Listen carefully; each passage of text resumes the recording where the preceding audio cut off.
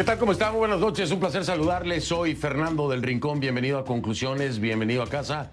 Mi casa es su casa.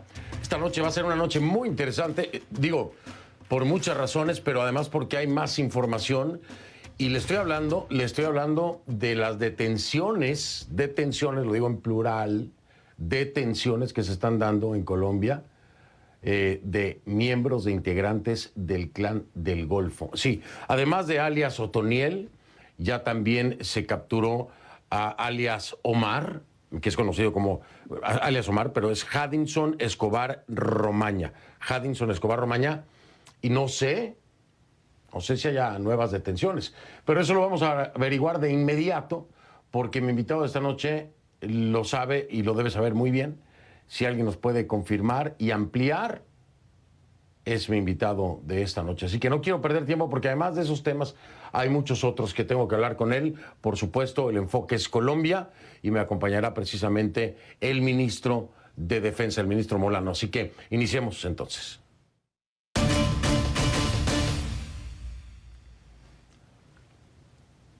Y le pido que a partir de este momento me acompañe utilizando la etiqueta ConcluMolano. El hashtag es ConcluMolano, por supuesto el apellido de mi invitado.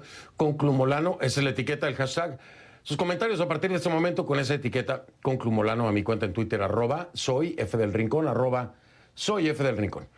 Es el gobierno del presidente Iván Duque, que presenta y presume, porque hay que decirlo así, y claro que hay que presumirlo, pues, una captura importantísima, la captura del narcotraficante colombiano alias Otoniel, en el marco de la operación que se denominó Osiris. Esto como el golpe más duro al narcotráfico en este siglo, y lo dice bien. Según Duque, solo es comparable con la caída de Pablo Escobar. Ahí algunos difieren, ahí no todos están en la misma página, y comparar a Pablo Escobar con alias Otoniel, pues hay un elemento que hay que agregarle y coincido, y lo voy a hablar con el ministro de Defensa, pero es que Pablo Escobar llegó a tener poder político, y puso de rodillas al Estado. Lo de Otoniel es grandísimo, por supuesto, nadie lo está minimizando, pero la comparación tiene sus dudas, ¿no? En fin, Otoniel, ¿quién es? Bueno, considerado por las autoridades colombianas como el máximo cabecilla del Clan del Golfo y el narcotraficante más temido del mundo. Un hombre tan poderoso como Dairo Antonio Úsuga David, alias Otoniel, se escondía en una humilde casa con piso de tierra ubicada en el Cerro del Yoqui, una zona rural del departamento de Antioquia. De acuerdo con la policía, la vivienda tenía las mismas características de las que Otoniel había estado usando históricamente. Un cuarto separado de la casa con 2 salidas para facilitar el escape. También tenía televisor y cable satelital para poder ver los noticieros. Ahí monitoreaba, ¿no? Había además 3 perros entrenados para detectar a la fuerza pública. Bueno, señor, aquí estamos para respetarle la vida y garantizarle sus derechos. Así que todo va a estar bien.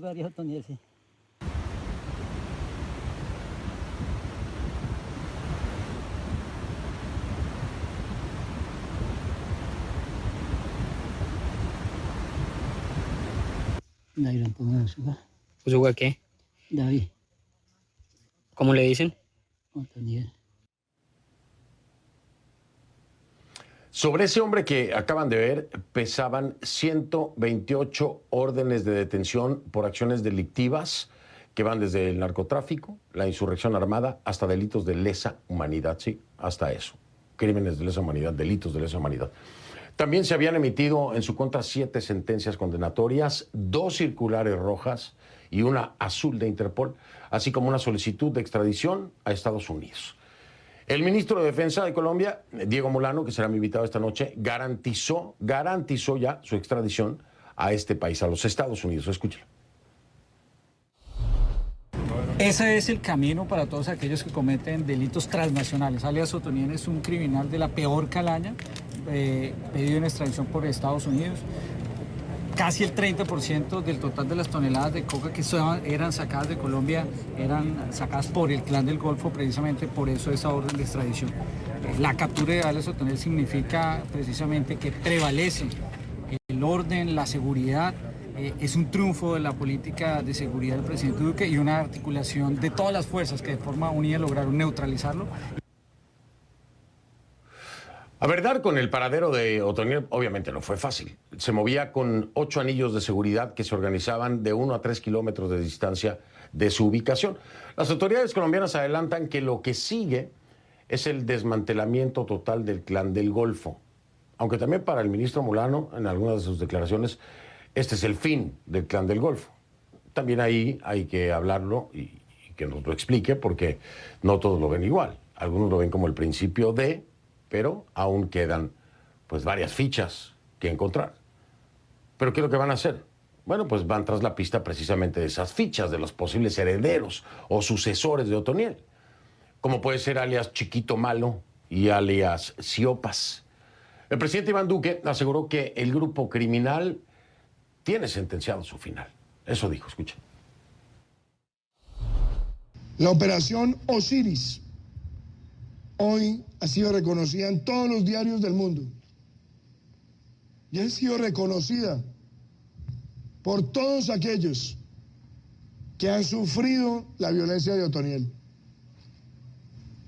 Hoy Colombia se hace grande y vamos por más. Ya el Clan del Golfo tiene sentenciado su final y por eso a Chiquito Malo y a Siopas, el otro bandido alcahueta de Otoniel, también el mensaje que se les envía es clarito: o se entregan o vamos por ustedes. Para el éxito de la operación Osiris se compartió información de inteligencia con otros países como Estados Unidos.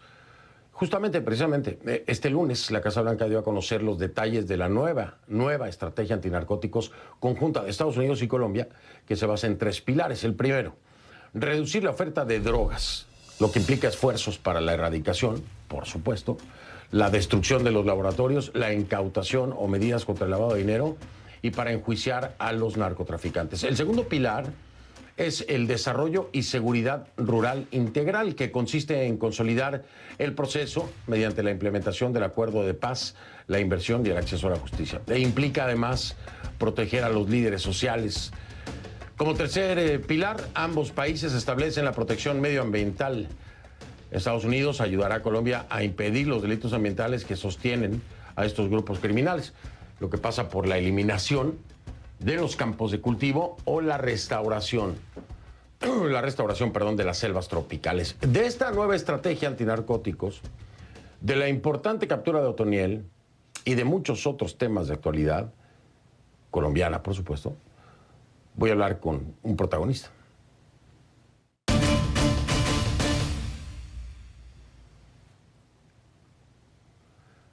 Quiero darle la bienvenida a Diego Molano, ministro de Defensa de Colombia. Me acompaña precisamente desde Nueva York. Ministro, gracias por aceptar esta entrevista. Bienvenido.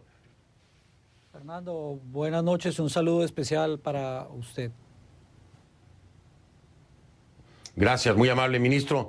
Quiero hablar con usted de desarrollos recientes porque no estoy seguro, usted me dirá si hay nueva información. Además de la detención de alias Otoniel, se capturó también a Haddington Escobar Romaña, alias Omar, que sería uno de los segundos cabecillas de la subestructura de carreteras del Clan del Golfo en el Chocó. Además de estos dos, ¿hay nuevas detenciones de integrantes del Clan del Golfo? Fernando, la operación Osiris es una operación continuada que tenía 3 objetivos. En primer lugar, una recomposición de esa operación que después de 7 años de búsqueda de alias Otoniel, finalmente logró el fin de semana anterior dar con la captura de este peligroso narcotraficante, como usted lo señalaba, el más importante narcotraficante en el siglo XXI para Colombia, que genera un daño inmenso con su poder corruptor y sus negocios de narcotráfico, no solo para Colombia, sino también para Estados Unidos y la juventud aquí en este país. En segundo término, esta operación busca también desmantelar las organizaciones secundarias y terciarias y las estructuras criminales que apoyaban a Otoniel, como la del caso que usted señala, con la captura de alias Omar, y hoy mismo se continuó en el desarrollo de operaciones. 28 miembros de una estructura del Clan del Golfo que opera entre los departamentos de La Guajira y de Santander fueron capturados por nuestra policía. Sigue este operativo permanente, hemos dicho claramente que este es el fin del Clan del Golfo y los reductos que queden de esas estructuras de esta organización criminal serán combatidos con toda contundencia por parte de nuestra fuerza pública. Lo mismo que la tercera acción, que es todo el ejercicio conjunto que estamos haciendo para desmantelar la cadena del narcotráfico, los cultivos ilícitos, los laboratorios, las incautaciones de coca, pero también las finanzas de este grupo criminal que lavaba dinero en varias ciudades en Colombia y por parte de varias organizaciones privadas. Entonces ahí tenemos información más reciente, 28 integrantes más de estas estructuras que conforman, porque claro, es que es el Clan del Golfo, pero hay estructuras que operan, por ejemplo, los pasos carreteros, otros la seguridad, otros el tráfico, es decir, son como departamentos, por decirlo así, de alguna empresa, aunque esto no es ninguna empresa o es una empresa criminal, como para mí mal la define mucha gente. En fin, oiga, aquí hay un tema muy importante que es la extradición. Tiene solicitud en 3 cortes de los Estados Unidos. Una de ellas es en la Florida, precisamente en el sur de la Florida, la otra es en la Distrito Oriente, en Nueva York, y la otra también allá en Nueva York, del Distrito Sur de Nueva York. Hay 3 solicitudes por Otoniel. Esto se va a dar. ¿Qué tan pronto se va a dar, ministro? Desde el sábado mismo, cuando se da la captura, la instrucción del presidente Duque es que el Ministerio de la Justicia colombiana, en conjunto con la Fiscalía, la autoridad responsable del proceso de judicialización, iniciaran los trámites necesarios para llegar a la extradición. Este criminal, que como se ha señalado, es de la peor calaña, ha infligido, por supuesto, un daño terrible. También en Estados Unidos, con esa exportación de coca y esos dosis que llegan a todos los rincones en todas las ciudades, generando problemas de crimen, problemas de salud pública en los jóvenes, y por lo tanto esa actividad de narcotráfico como crimen que se desarrolla en Estados Unidos pues tiene una orden de extradición. El procedimiento debe tomar algunas semanas, es un procedimiento que inicia en Colombia, que requiere la aprobación y el establecimiento de la aceptación por parte de la Corte Suprema de Justicia en Colombia, e inmediatamente se procederá a extraditar a este peligroso delincuente. El compromiso de Colombia, claro, es con extraditar a ese criminal transnacional. Por supuesto, después, si es que la condena le da, tendría que regresar a Colombia a cumplir también con la justicia colombiana, pero primero sería entonces en los Estados Unidos. Definitivamente, Fernando, es que este criminal ha causado todo tipo de daño y realmente ha afectado cientos y miles de víctimas. Mire usted que era responsable de reclutamiento forzado de jóvenes para incorporarlos a las filas del Clan del Golfo, tenía una práctica deleznable de abuso sexual de niñas de comunidades indígenas, había atentado contra la vida de más de 200 policías en Colombia, lo mismo que un gran poder corruptor en administraciones locales. Su poder criminal era inmenso, había venido creciendo en varias regiones de Colombia y especialmente en los últimos meses había entrado en 2 actividades muy complejas, afectando y dejando víctimas. Había reclutado explosivistas de las antiguas disidencias de las FARC, y había afectado con atentados a soldados y policías, pero también, sobre todo, había comenzado a desarrollar una especie de negocio criminal de franquicias con el microtráfico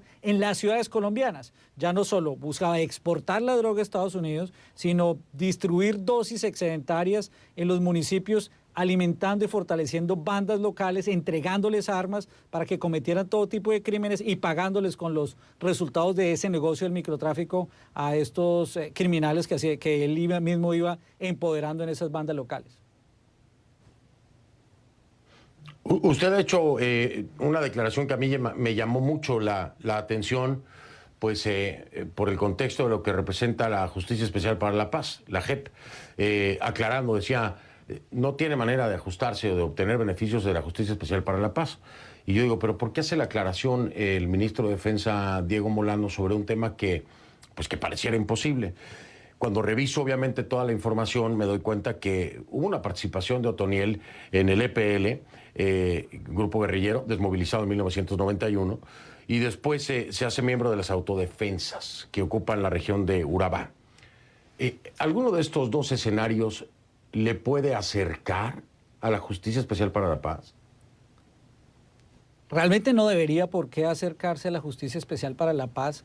La mayoría de las investigaciones por las cuales está siendo judicializado tienen que ver con actividades desarrolladas después del año 2016. Eso significa después de la firma del acuerdo, y no debería ser, por supuesto, entonces objeto de vinculación a la Justicia Especial por la Paz.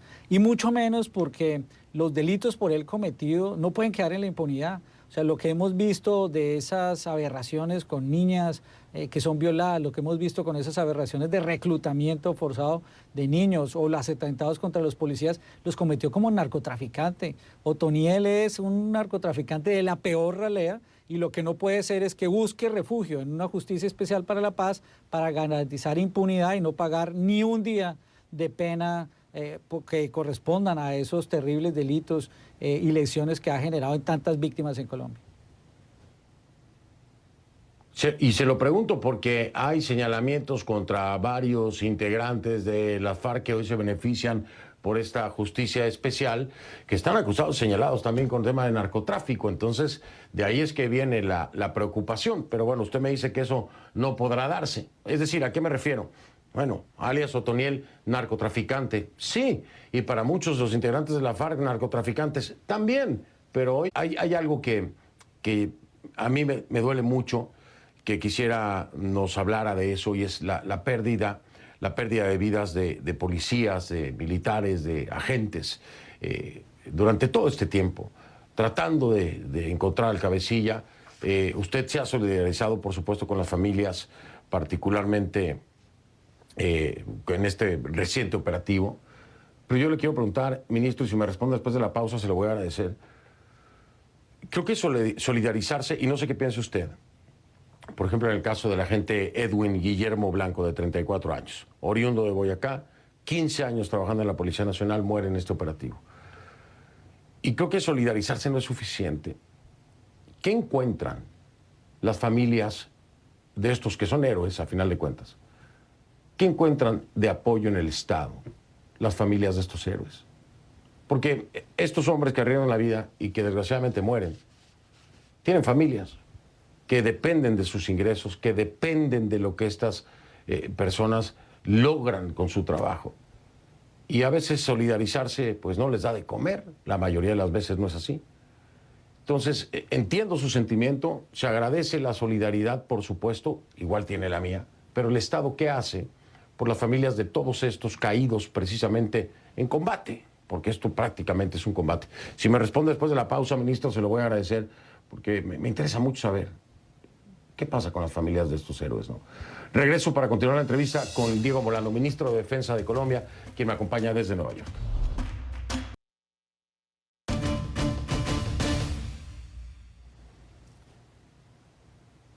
De regreso continuamos con mi invitado, el ministro de Defensa de Colombia, Diego Molano, y le hablaba yo. Son muchos los que han muerto, muchos los integrantes de las fuerzas de seguridad, de la Policía Nacional, de la Fuerza Militar, que han muerto, desgraciadamente. El caso que hoy más suena es el del agente Edwin Guillermo Blanco, de 34 años, descansa en paz, que muere en esta operación Osiris, precisamente. Y le preguntaba yo antes de ir a la pausa, ministro Molano, ¿qué pasa con las familias de todos estos héroes? ¿Qué apoyo encuentran en el Estado? Fernando, a mí como ministro de Defensa y como padre me duele realmente en el alma cada vez que perdemos a un soldado o en este caso un policía, como es el caso del intendente Blanco, un héroe que en plena operación Osiris, en el despliegue que se hizo para lograr capturar a este bandido, desafortunadamente fue atacado por una de las estructuras de defensa de este criminal alias Otoniel y perdió su vida. Y lo lamentamos porque realmente son héroes de la patria. La lucha contra el narcotráfico deja desafortunadamente este tipo de actos atroces donde se pierde la vida de nuestros policías y lo lamentamos. Pero todos los días, nuestra fuerza pública y los policías trabajamos para garantizar que ellos tengan el mejor bienestar, la mejor protección y que cuando desafortunadamente se suceden este tipo de hechos, la familia, y en este caso la familia Blanco, sepa que estamos con ellos. Y lo que, por ejemplo, en este caso particular sucede es que, por supuesto, acompañamos a la familia no solo en este momento con la expresión de condolencias y solidaridad, sino se buscó también, primero, que haya un ascenso póstumo, segundo, es claro que él queda con su pensión de retiro, él y su familia podrán también acceder y desarrollar los beneficios en salud que tenía él y su familia, lo mismo que esta asignación de retiro que le permite a ellos pues, salir adelante y estar acompañados de alguna u otra forma por el Estado. Ninguna de esas ayudas repara una vida, pero sí significa también una preocupación permanente para que todos nuestros seres tengan un apoyo del Estado y tengan la certeza que ese juramento que ellos hacen cuando toman la decisión de ser policías o soldados, se honra con protección, se honra con reconocimiento y se honra estando al lado de su familia para garantizar su bienestar. Y se lo pregunto, además de para entenderlo, ministro Molano, se lo pregunto porque hay mucha plata de por medio. ¿Y a qué me refiero? Me refiero a las ofertas que se hicieron precisamente por información, recompensas, vamos a decirlo como es, ¿no? Hay recompensas por parte de los Estados Unidos que estarían llegando a $5 millones por la captura de Otoniel, por información que llevara la captura, y 3,000 millones de pesos colombianos, usted me corrige si estoy mal. Serían los dos. Se ha dicho que, al menos así lo han dicho desde la policía, el director general, que es José Luis Vargas Valencia, que se va a pagar esta recompensa a la gente que dio la información y que se está buscando que Estados Unidos también pague la recompensa. Estamos hablando de mucha plata y yo me pregunto, si hay la disposición de utilizar toda esta plata como una recompensa por información, ¿usted sabe lo que haría $1 millón para las familias de aquellos héroes que han caído en los operativos para tratar de atrapar a narcotraficantes como Otoniel? Es mucha plata.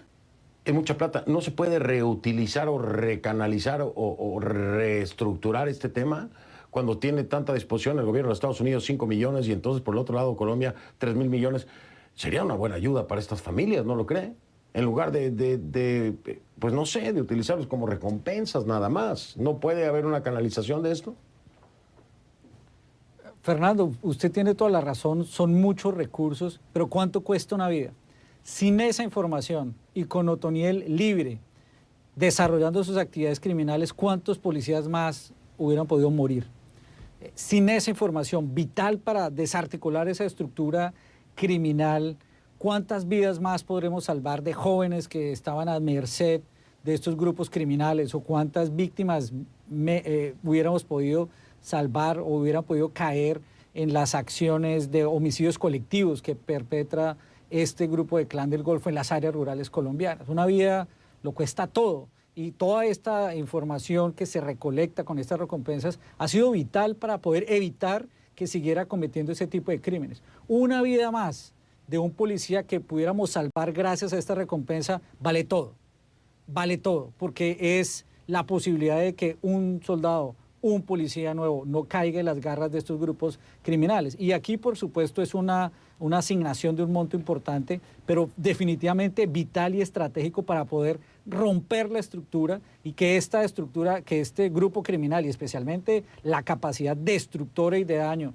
que tiene este alias Otoniel hoy pues no siga allí operando y funcionando y maquinando actividades criminales en contra de los colombianos, en contra de los policías, en contra del mismo Estados Unidos a través de esa actividad de narcotráfico que tanto daño genera, que tanto crimen promueve en diferentes estados y en diferentes ciudades aquí en Estados Unidos.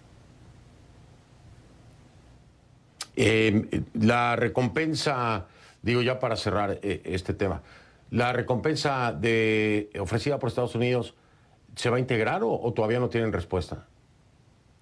Son dos procesos independientes, pero la información que tenemos es que también va a ser entregada. En el caso colombiano, la asignación de recompensa de los 3,000 millones precisamente será entregada a aquellos que suministraron la información que llevaron a la captura de Otoniel, porque con esa información se pudo desarrollar una operación que fue estratégica. Recuerde usted, Fernando, sí, que son más de 7 años de búsqueda de este criminal que se escapaba, que infiltraba, que tenía ojos y oídos por todos lados en el Nudo de Paramillo, y gracias a esta información vital y estratégica se pudo planear esta operación hasta finalmente lograr capturar a este peligroso delincuente. Oiga, ministro, usted dice en una de sus declaraciones, ¿no?, que a pesar de la inteligencia, ¿no?, que se utilizó, fue gracias a los reportes ciudadanos que el operativo tuvo éxito.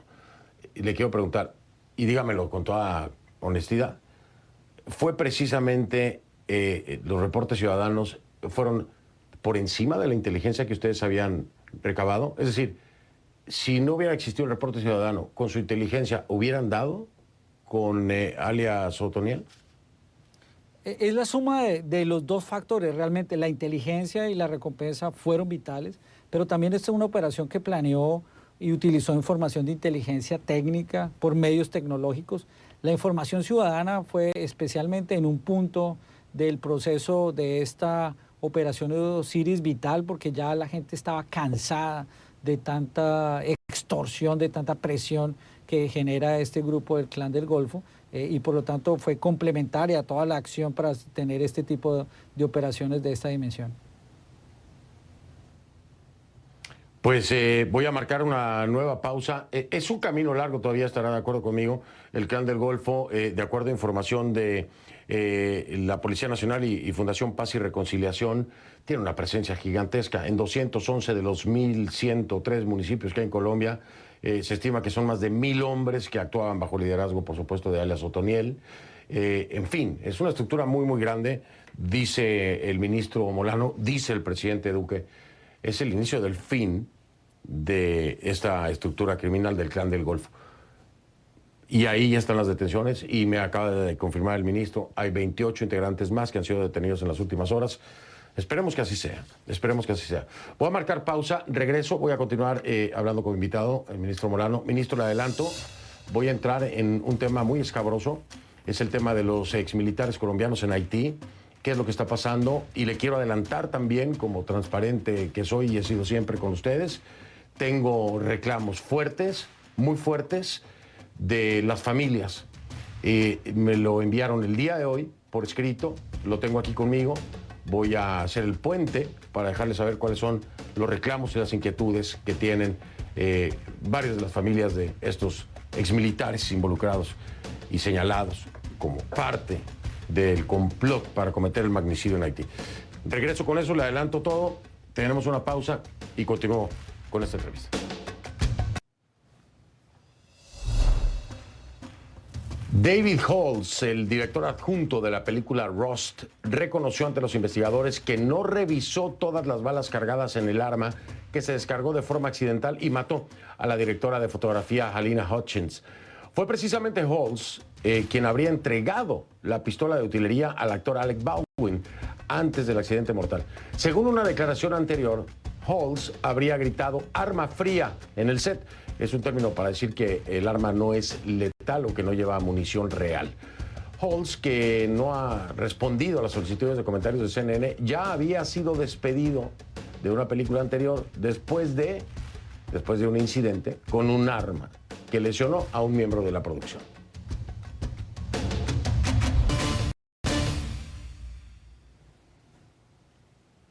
Continúo con mi entrevista al ministro de Defensa de Colombia, Diego Molano, que me acompaña desde Nueva York. Le adelantaba antes de ir a la pausa, entremos en el terreno de los militares en retiro detenidos en Haití por el asesinato, presuntamente, de Jovenel Moïse, el presidente fallecido. Primero, preguntarle, ministro, a ver, ellos insisten en que son inocentes, que los llevaron a prestar seguridad, no a asesinar al presidente. ¿Hay cabida dentro de pues la estructura militar encabezada por usted para poder creer eso, basado en muchas cosas, en la formación que se les da, en los principios que se les inculcan? ¿Hay posibilidad, hay un espacio en el que usted pueda creer que esto es así? Fernando, nuestras fuerzas militares y en la policía se forma hombres y mujeres de honor para que siempre actúen con estricto apego a la ley, con estricto apego a la Constitución, para que sean respetuosos de los derechos humanos. Ese es el proceso de formación que tienen cuando son oficiales, en sus rangos de suboficiales e inclusive siendo soldados profesionales. Ese es el proceso de formación que se ha preparado y que por años ha sido esencial en la formación de nuestros hombres de honor en las fuerzas militares y de policía, y esperamos que siempre actúen no solo cuando hacen parte de la fuerza, sino cuando se retiran de ella y ya hacen uso de sus actividades privadas después de que ya no hacen parte de ninguna de las fuerzas. Y esperamos que siempre actúen en el bien a este lado cuando están en las fuerzas y después de que se retiren. Ese es el propósito, formar mejores ciudadanos, no solo para que actúen como servidores públicos, sino después de que se retiran, y eso es lo que espera Colombia entera de sus militares o policías retirados. Bien, pero no me respondió. ¿Le da espacio a esta posibilidad? En el caso haitiano específicamente, ¿le da espacio a que pueda ser cierto que los engañaron? El primer espacio que hay que dar es para que exista un debido proceso en la judicialización de este delito que presuntamente ellos cometieron. Lo que ha quedado claro desde el principio, desde el primer día, Fernando, es que la instrucción del presidente Duque a nosotros en el Ministerio de Defensa y especialmente a la Policía Nacional a través del mecanismo de Interpol era ofrecer y dar toda la información necesaria que requerían las autoridades de Haití para poder esclarecer el hecho. Esa información fue entregada a través del mecanismo de Interpol y el proceso judicial se lleva allí, en Haití. La información que fue suministrada a partir de las entrevistas y la comunicación que se tuvo es que ellos fueron vinculados a este proceso y que todo el tiempo, y especialmente en la última fase, presuntamente todos tuvieron conocimiento del hecho que iba a pasar. Sin embargo, como cualquier ser humano, como cualquier ciudadano, tienen derecho a una legítima defensa y a un debido proceso que esperamos se cumpla allí en ese procedimiento. Ellos hoy no tienen ningún cargo criminal en Colombia. Su actuación criminal o delictiva presunta puede haber sido específicamente en Haití, y es allí donde debe ejecutarse un proceso judicial que sea justo y que le dé la garantía de la legítima defensa. El 21 de octubre detuvieron al único de estos militares en retiro que estaba libre. Esto ocurrió en Haití, usted lo sabe, Antonio Palacios. Es una pieza clave. En un comunicado que le manda su abogado, le dice: necesito ir a mi país con garantías, hablar todo lo que yo sé, toda la verdad. Toda se la estoy contando a usted, pero de pronto se me pasan cosas. Entonces, uno ya con garantías y tranquilo ya puede hablar mejor. ¿Qué piensa de esto? ¿Debería de ir a Colombia y declarar en Colombia? Él está dispuesto a hacerlo. Él está dispuesto a ir a su país y rendir cuentas ante la justicia. ¿Qué piensa? Primero, es fundamental que todo aquel que estuvo involucrado en este delito ofrezca y dé la información para que se pueda esclarecer el hecho. Lo que sí es cierto es que él no tiene ningún proceso en Colombia. El proceso y la orden de Interpol para que este sea solicitado en extradición en Haití viene de Haití, y por lo tanto en esa medida es esta orden la que deberá determinar el gobierno de Jamaica de si la ejecuta o no, de acuerdo con la solicitud que ha hecho Interpol, y su extradición debería ser para Haití. Por supuesto, lo que se ha establecido en Colombia y tal, y desde el primer día, es que demos toda la colaboración a través de nuestra policía y el mecanismo de Interpol para garantizar el esclarecimiento del hecho, y todo lo que pueda hacer Colombia como gobierno para suministrar esa información, estaremos dispuestos a hacerlo con nuestra policía. También, al mismo tiempo, como colombianos, esperamos que ellos tengan el derecho a la legítima defensa y puedan tener un juicio justo. Ahora regresamos para seguir hablando acerca de esto, puntos como la legítima defensa y si el Estado colombiano lo va a proporcionar o no lo va a proporcionar.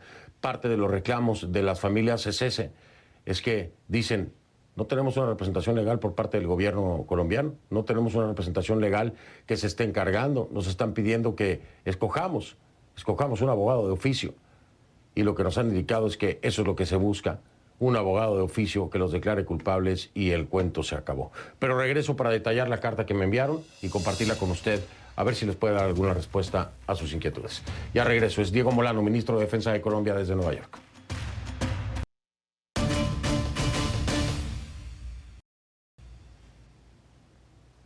Continúo, este es el último segmento, se nos va el tiempo muy rápido, con el ministro de Defensa de Colombia, Diego Molano, quien me acompaña desde Nueva York.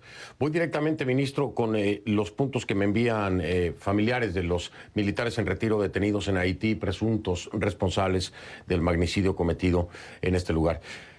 Dicen que como familias se han sentido totalmente solos, un gobierno al que no le interesa para nada la vida de sus familiares. Y queda demostrado en varios puntos. Uno de ellos es bloqueo a las cuentas bancarias, donde el ejército consigna el pago de los pensionados. Esta es solo una parte. ¿Qué respuesta le da a este reclamo que pues puntualizan muy concretamente? Cuentas bancarias donde el ejército consigna el pago de los pensionados bloqueado. ¿Esto es cierto? ¿Es así? ¿Por qué? Fernando, no tenía conocimiento sobre ese hecho. No debería estar sucediendo, especialmente porque ellos hasta el momento no tienen ningún delito en Colombia, por lo cual se ha investigado, ninguno ha sido judicializado, no debería estar sucediendo. Es algo que tendré que identificar si es una decisión directa por parte de la Caja de Sueldos de Retiro, donde ellos reciben su asignación, pero por supuesto ningún miembro o retirado de la fuerza pública debe verse afectado en los pagos que se le hace hasta que precisamente no haya una decisión judicial. Efectivamente, gracias por esa respuesta tan honesta. Claro, hasta este momento se les debe presumir inocentes. Cuando se compruebe su culpabilidad, la historia será otra. Le paso esto, qué bueno que lo hablé con usted, qué bueno que las familias me enviaron esto. Entonces, el ministro de Defensa va a verificar este tema del bloqueo, presunto bloqueo a las cuentas bancarias, donde el ejército consigna el pago de los pensionados, que me hacen llegar los familiares, que mañana van a estar aquí en el programa, por cierto. Dice que nadie del gobierno, ni la Cancillería, ni nadie se ha sentado con ellos para buscar posibles alternativas, pero que salen a los medios a decir que les hacen acompañamiento y que eso es falso. ¿Qué responde a esto? Yo tengo conocimiento que la señora canciller y vicepresidente tuvo reunión con ellos. Hemos hecho diferentes esfuerzos y es muy importante entender, nuestra decisión siempre es apoyar a nuestros militares activos y también a los retirados o veteranos, siempre, en la medida de que la legalidad nos lo permita.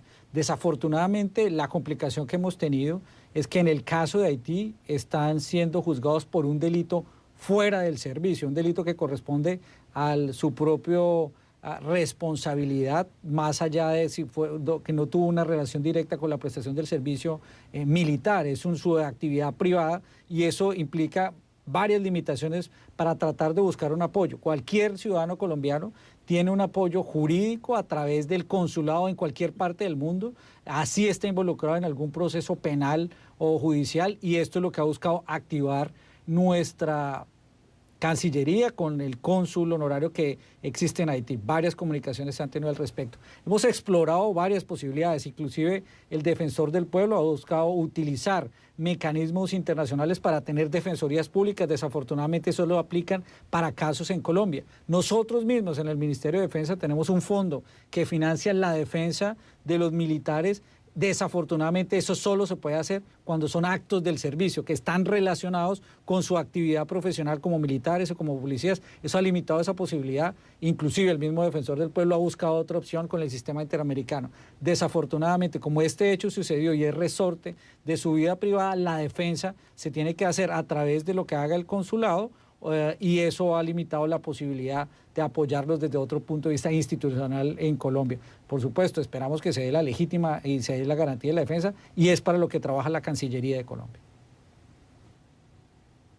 Entiendo perfecto. Claro, porque imagínense ustedes, esto es trágico, ¿no? Me dicen, ellos buscando asesoría, un bufete de abogados les estaba cobrando $3 millones para poderlos representar precisamente en Haití. Y lo que usted dice, también tengo que subrayarlo, ellos hacen un reconocimiento al apoyo que está dando el cónsul, el señor Julio Santa, que dicen es el único que nos ha ayudado con sus mensajes. Y él ha ido a ver cómo están ellos. Dicen, están mal. Y se ha confirmado, presuntamente, que uno de ellos, se ha confirmado por parte de la familia, yo no tengo la información independiente, que uno de ellos, de hecho, tiene tuberculosis.